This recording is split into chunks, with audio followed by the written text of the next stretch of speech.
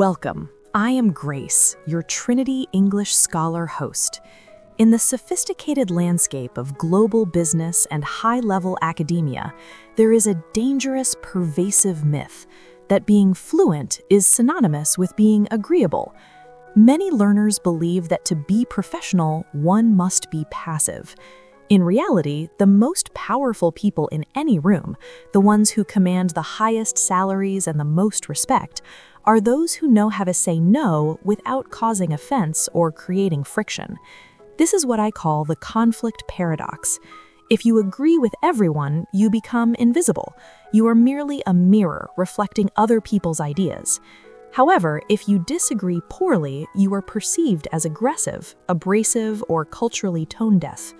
But if you disagree with what I term structural sophistication, you are instantly recognized as a leader. Whether you are navigating a complex prompt in the TOEFL speaking section, where you are required to synthesize and critique opposing views, or you are sitting in a high-stakes Manhattan boardroom defending a multi-million-dollar budget, the underlying mechanics of disagreement are identical. Most non-native speakers fail here not because of their accent, but because they use low-resolution language. They rely on blunt instruments like, "I don't think so," or "that is wrong." These phrases are conversational dead ends. They shut down the psychological safety of the room and lower your social status. Today, we are going to master the diplomatic pivot. We are moving beyond the basic grammar of the classroom and into the high-stakes psychology of persuasion. We're going to learn how to use the English language as a surgical tool to challenge an idea while simultaneously elevating the person holding it. This is the hallmark of a scholar. This is the core of the professional path. Let us begin by mastering the art of the challenge. The first pillar of strategic disagreement is the implementation of the soft header.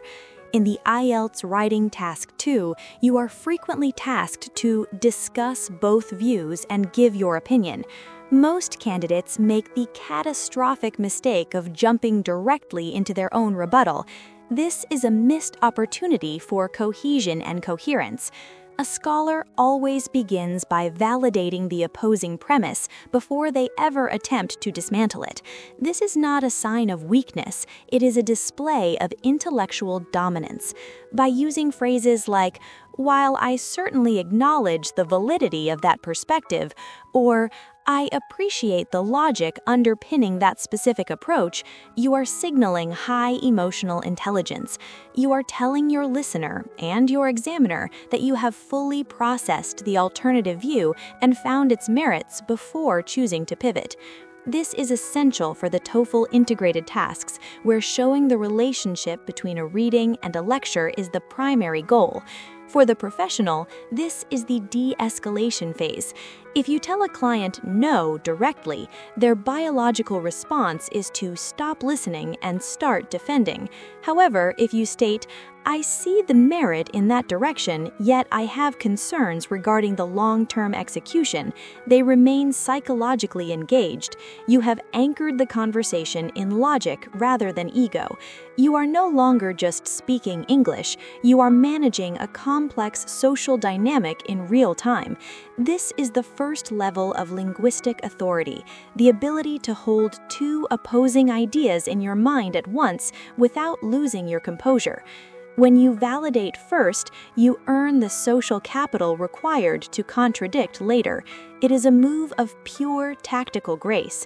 This is how we begin the transition from a mere listener to a recognized leader in any professional environment.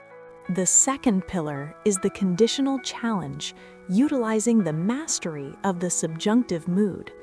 This is often cited as one of the most difficult areas of English grammar, yet for the elite, it is a primary tactical weapon.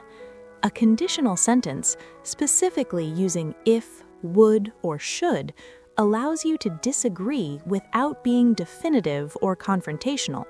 It moves the entire conversation out of the realm of personal attack and into the realm of hypothetical scenarios. Instead of a low-status statement like, "that plan will fail," which is an aggressive and unprovable prediction, The scholar employs the second conditional. If we were to follow that specific path, we might encounter significant structural obstacles. Notice the psychological shift. By changing the tense, you have softened the blow. You are no longer attacking a person's decision, you are discussing a theoretical possibility. In the IELTS speaking exam, mastering these complex conditionals is the most reliable way to move from a Band 7 to a Band 9 in the grammatical range category. It proves to the examiner that you can handle nuanced moods and sophisticated timeframes. For the executive, this is the safe critique. It allows you to point out fatal flaws in a strategy while maintaining the UK courtesy that preserves professional relationships. You are using the language of possibility to control the reality of the meeting.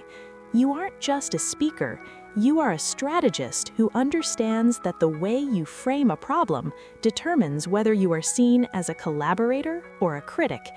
This subtle shift in your verb tense changes everything about how your authority is perceived by those around you. It is the language of high-level negotiation and global influence. The final pillar is the evidence-based pivot, which represents the peak of the USA Clarity model. When you disagree in a high-stakes environment, your personal opinion carries very little weight unless it is tethered to objective evidence. In the TOEFL and IELTS rubrics, development of ideas and task response account for a massive portion of your final score. You cannot simply say, "I disagree because it is bad." You must use the which connection to link your disagreement to a concrete, undeniable consequence. For example, a low-level speaker might say, "I don't like this marketing plan because it is too expensive."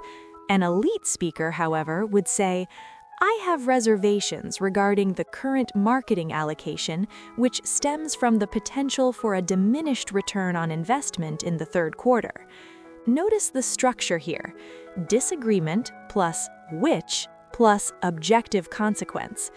This structure effectively removes the I from the center of the sentence and replaces it with the data. In a professional setting, this makes your position virtually untouchable. People can argue with your feelings, but they find it much harder to argue with your linguistic logic. You are shifting the focus from your subjective internal state to what is objectively true in the world. This variety of sentence structure, moving from a subjective opening to an objective, evidence-based conclusion, is the hallmark of a global leader. It demonstrates that you possess the intellectual capacity to separate your personal emotions from the professional task at hand. This is the highest form of clarity. It is not just about being right, it is about being undeniably logical. When you speak this way, you don't just win the argument, you win the room. This is the ultimate goal of the professional path. Today, we have mastered the 3 essential pillars of strategic disagreement: the soft header, the conditional challenge, and the evidence-based pivot. I want you to understand that these linguistic tools are not merely for passing a standardized test, they are for fundamentally changing the way the world perceives your intelligence and your authority. When you learn to challenge someone with this level of precision and grace, you do not lose respect, you gain it. You prove to everyone listening that you are a person of depth, logic, and high linguistic caliber. Whether you are aiming for an elusive Band 9 or a seat at the head of a global corporate table, always remember, your voice is your most powerful asset. It is the primary tool through which you project your value to the world. Use it to build bridges, use it to challenge the status quo, and use it to lead. I am Grace, your Trinity English Scholar Host, and this has been another step on your professional path. I encourage you to take these pivots and practice them until they feel as natural and effortless as breathing. Integration is the key to mastery. When you own your voice, you own the room, and the world will have no choice but to follow your lead. I look forward to our next session, where we will continue to unlock the hidden language of global influence and executive success. Until then, maintain your clarity, uphold your courtesy, and continue your journey toward excellence. The path is yours to walk.